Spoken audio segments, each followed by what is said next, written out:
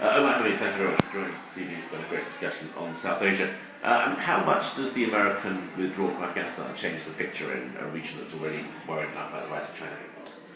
Thanks, Peter. It's interesting because obviously the nature of the withdrawal has changed. At the last minute, it was felt that it would initially, sort of be a complete withdrawal with only a training and logistical support capability left behind.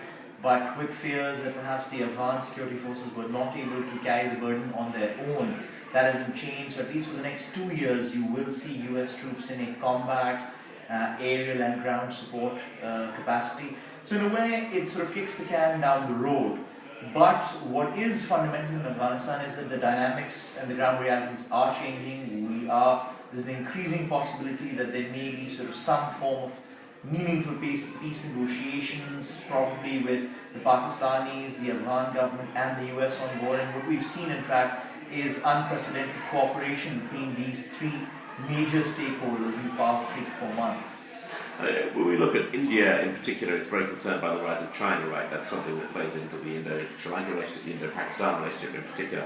I mean, is that, how dramatically is that changing the region? I think China is, in its recent sort of moves, asserting a little more in the region.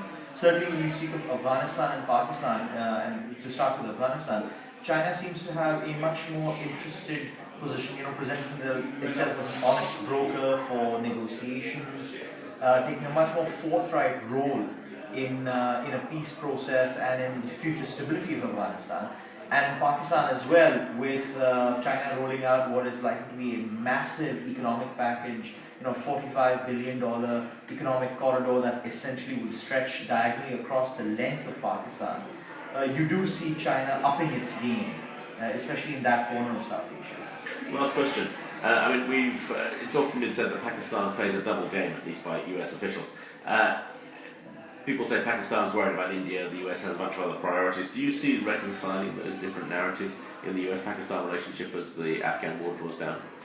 I think so. I think when we talk about the US-Pakistan relationship, whatever the sort of political dynamics at any given point may be, one thing that has been relatively stable over time has been a close relationship between the two military establishments.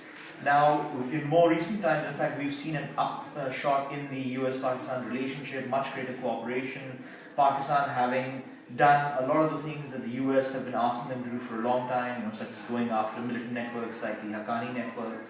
So, and I think on the US side, there is an acceptance that we cannot really have peace or stability in Afghanistan without having Pakistan on as an active partner.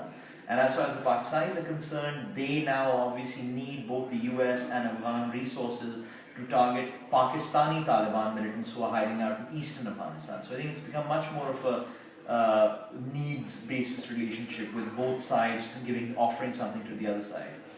Thank you very much. Thank you. Good.